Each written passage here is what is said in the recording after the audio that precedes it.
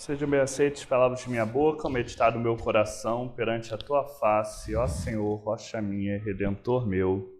Amém.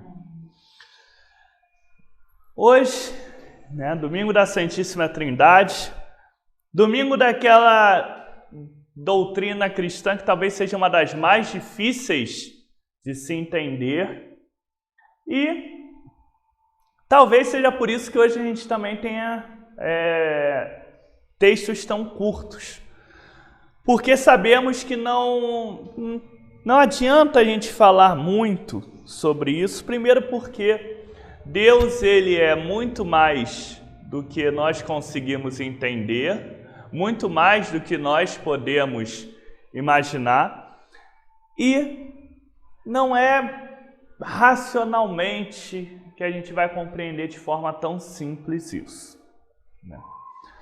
Mas os textos de hoje eles nos chamam a atenção um pouquinho sobre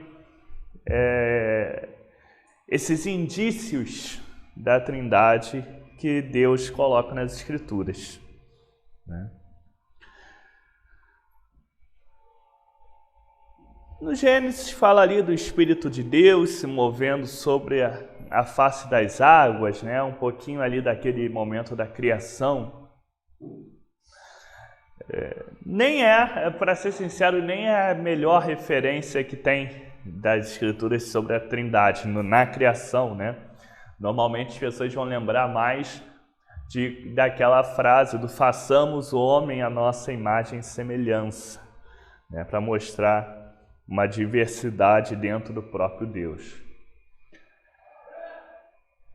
Depois nós vamos seguindo, vamos chegar até lá no Evangelho com a fórmula trinitária do batismo, né? Todos nós recebemos ser batizado em nome do Pai, do Filho e do Espírito Santo. Mas o que é o Pai, o Filho e o Espírito Santo? Um grande santo do passado, São Patrício, usava para facilitar o entendimento a figura de um trevo de 3 folhas, né? Que o trevo é um só, mas dentro dele, desse mesmo trevo, você tem ali 3 folhas distintas. Nós tentamos muitas vezes compreender e pensar Deus dentro de conceitos humanos. Isso é claro porque nós somos seres humanos, nós não conseguimos pensar fora disso, né? Então muitas vezes a gente tende até a imaginar Deus, né, como aquele velhinho sentado lá no céu, tranquilo, né? Só que na verdade não é bem assim. Essas figuras de linguagem, né, como a Trindade, são formas que se encontram para explicar, para a gente conseguir entender um pouco aquilo que na verdade é incompreensível, aquilo que está além da nossa compreensão. Porque se Deus é o autor de tudo, se não existe nada antes dele, né, nós tentarmos captar Deus completamente com nossa mente é como tentar capturar um oceano inteiro com um pequeno copo. A gente consegue pegar um pouquinho daquele ali, a gente consegue entender um pouquinho daquele oceano, a gente não consegue pegar o oceano inteiro. Com Deus é a mesma coisa, nós conseguimos ter vislumbres dele, conseguimos entender algumas coisas dele, mas nós não conseguimos entender tudo, né? Senão nossa mente nem aguentaria. Aliás, é interessante que quando a gente olha na Bíblia alguns momentos de contato direto entre as pessoas com Deus, como por exemplo Moisés, né, diante da sarça ardente, a primeira coisa que ele tem é medo do que acontece. Ele crê que ele vai morrer, porque ele compreende que se ele visse ou entendesse Deus por inteiro, ia ser algo além do que até o corpo dele aguentaria. Então, ele teme, mas na verdade ele não tem esse encontro tão direto assim. Deus fala com ele através da sarça. Que se Deus revelasse de outra forma, isso daí não, nem a mente dele aguentaria, nem fisicamente ele aguentaria. Isso daí a gente vê em várias histórias, várias passagens, né? E é justamente por isso que eles tinham essa compreensão que Deus está além daquilo que nós conseguimos compreender. É por isso também que entre os mandamentos tem a proibição de nós fazermos imagens do que está acima dos céus, porque a gente não compreende o que está. Então, qualquer imagem que a gente fizer vai ser uma imagem ou limitada ou equivocada. Então, a gente não pode fazer imagem. Mas então por que na igreja a gente tem às vezes imagens? Nós temos imagens do que estava na terra, né? Jesus, como Deus encarnado, estava na terra. Então nós conseguimos ver, conseguimos entender, conseguimos reproduzir, né? Quando lembramos os santos, né? Eles eram pessoas comuns, estavam na terra. Igual a gente pode ter uma foto de um ente querido nosso, sem problemas. Mas nós não conseguimos reproduzir o que está além disso, né? E é fora de qualquer compreensão. Então, ou a gente vai se equivocar na representação, ou a gente vai inventar, né? E ao longo da história bíblica, muitas vezes o povo se equivocou ou inventou, né, moda. Como a gente começou a falar de Moisés, né?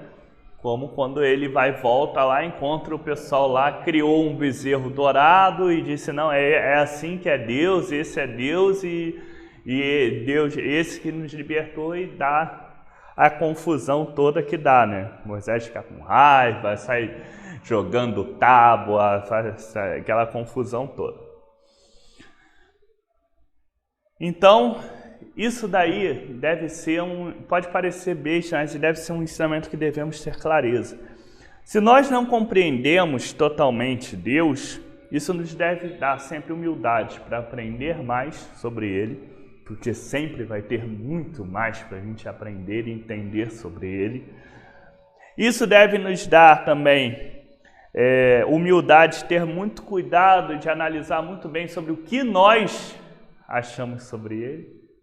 A gente ter o cuidado se nós não estamos criando coisas na nossa cabeça sobre Ele. E, principalmente, né, a gente ter a clareza que nem tudo a gente vai conseguir compreender. A gente não consegue compreender nem tudo que acontece no nosso mundo, quanto mais além dele, né? Nós tivermos essas três coisas em mente, a gente consegue vivenciar de uma forma muito mais saudável a nossa fé, de uma forma muito mais saudável a nossa vida. E aí a gente se abre a dimensão do mistério, a dimensão de que a gente não precisa estar no controle de tudo, a gente não precisa dominar tudo, não precisa entender tudo, né? Tem coisas que precisam às vezes escapar um pouco das nossas mãos. Mas para fechar, eu acho que a gente tem que dar uma especial atenção, né, ao Salmo, que não à toa é a nossa grande leitura de hoje. Porque ele também tem coisas incompreensíveis num primeiro momento, mas que são fundamentais para que a gente medite e tenha, né, na nossa cabeça, para que a gente possa entender qual é a vontade de Deus para a nossa vida e para o nosso mundo. Da boca dos bebês faz brotar a força para calarem as pessoas odientas e as vingativas.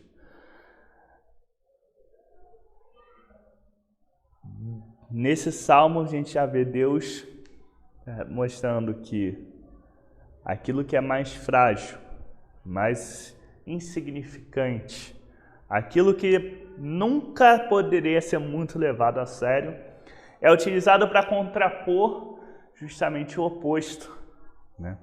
A força, né, das pessoas odientas e vingativas. Veja como nisso a gente vê justamente essa beleza desse Deus, que é também, em certa parte, um Deus dos absurdos. Porque pensar nos bebês inocentes, na sua boca, no seu falar, como sendo aquilo que por Deus pode barrar, impedir a maldade, a princípio é uma coisa muito estranha. A princípio é uma coisa muito difícil de entender. Mas nos mostra um caminho. Como esse caminho se faz, como esse caminho se realiza, está na dimensão do mistério. A gente não sabe, não compreende completamente. Mas a gente vê um caminho do Deus do amor, da paz, o Deus que valoriza o que é mais frágil, valoriza aquilo que é o mais fraco, e o Deus que fortalece, que capacita, que nos enche de força, né? A força do Espírito Santo, a força que Deus derrama sobre nós, que a força que Deus usou para fazer o Moisés gago conseguir falar diante do faraó, a força que faz a boca dos bebês conseguir se opor às pessoas odientas e vingativas. É o Espírito Santo de Deus na Trindade, é esse Deus dentro de nós, né? O Deus agindo em nós, esse agir de Deus que pairava lá na criação do mundo sobre as águas e que está dentro de nós. Assim como o Filho, Jesus Cristo, o Emanuel, Deus conosco, né? Deus que se faz nosso irmão, se faz nosso companheiro, Deus que conosco, né, carrega a cruz, Deus que se faz humano, que reconhece e conhece nossas dores, nossos sofrimentos, e o Deus Pai, ou Deus Pai e Mãe, ou simplesmente Deus de forma incompreensível, que a gente não conhece, que a gente não sabe falar sobre Ele, a gente só sabe o que Ele revela para nós, o que Ele faz na nossa vida, o que Ele cria, mas está além da nossa compreensão, está além da própria criação do mundo. E esse Deus, aí vem um segundo ponto nesse salmo que é importante a gente ter.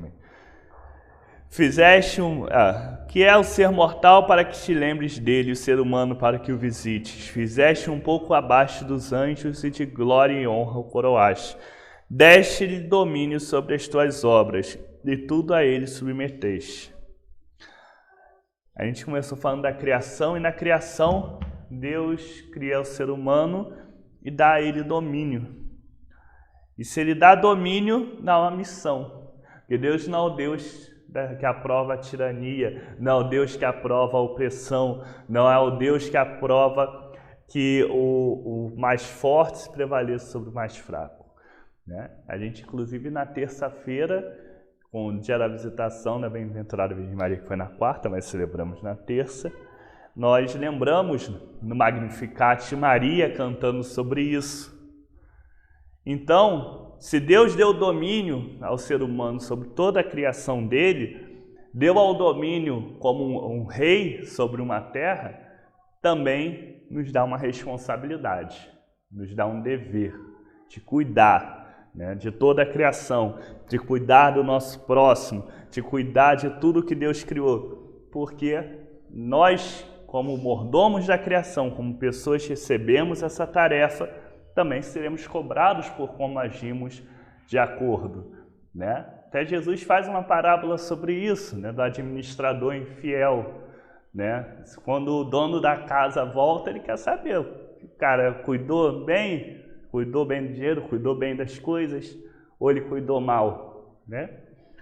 Então, sabemos que não vamos compreender completamente Deus, mas temos com clareza a missão que Ele colocou diante de nós, a missão de governar como humanidade bem o mundo, e isso significa, inclusive, cuidar dos mais fracos, cuidar daqueles que mais necessitam e cuidar de toda a criação. porque é para isso que nós recebemos os dons, os talentos, a força que brota. E isso se faz em comunidade, porque o próprio Deus, que é a Trindade, é um Deus que é um só, mas que dentro de si ele é uma comunidade, né? Comunidade do Pai, do Filho e do Espírito Santo. Diz uma música que é impossível ser feliz sozinho. E o que Deus quer para nós é estejamos sempre unidos uns com os outros. Somos todos parte do corpo de Cristo, onde 2 ou 3 de nós se reúnem, lá Deus está. Lá Cristo se faz presente. Então, nós fomos criados como seres sociais, seres que dependem uns dos outros e que juntos devem estar sempre unidos, como o próprio Deus é unido de uma forma só, para responder a esse chamado que Deus nos dá. Que Deus nos abençoe. Amém.